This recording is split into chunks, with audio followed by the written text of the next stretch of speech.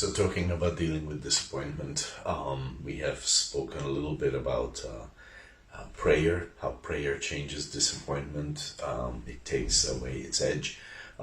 Assurance of who God is and that He is with me changes disappointment.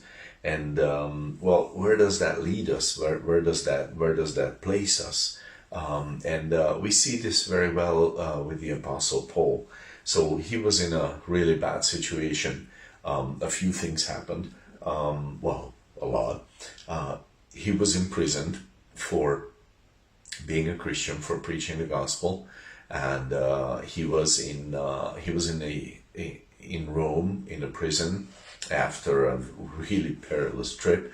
Okay, so there he is, and there he finds out that many who now preach the gospel are preaching the gospel, trying to be the preachers of the month, the preachers of the year.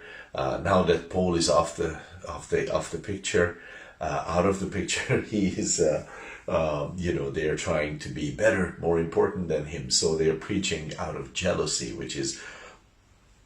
that's a really interesting motivation to preach the gospel.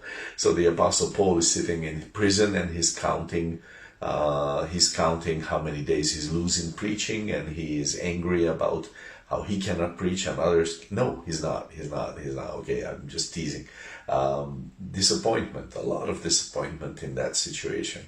But instead, he says, Philippians 1:12, I am assured, he says, the things that happened to me have fallen out rather unto the furtherance of the gospel. What is that now?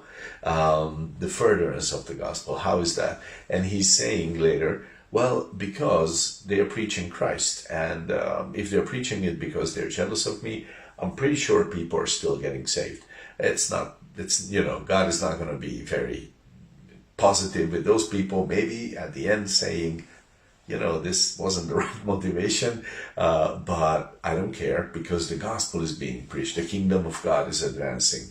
So like when you pray, when you have this assurance that God is with you, you know who He is, that changes disappointment. He would have plenty of reason to be disappointed. But instead of sulking, he considers something really precious, and he has something precious to consider. He's in prison, he's going nowhere. But instead of crying about that, he's saying, the gospel is going somewhere, the gospel is going forward. And by the way, in an imperial prison in Rome in those days, you had a lot of reasons to cry and to sulk and to be angry about. And instead of this, he has something in his heart to latch on to, not the disappointment, but something beautiful from God.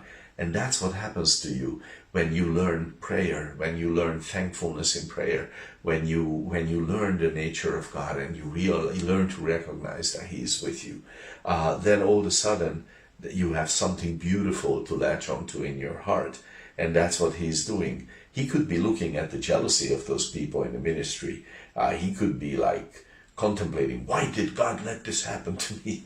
Instead of that, he considers the gospel. He considers the kingdom of God. He looks at what matters, and he prefers to think about that. See, if disappointment is my focus, I will have nothing too precious to consider. But we believers, we can learn to have another focus. God bless your day.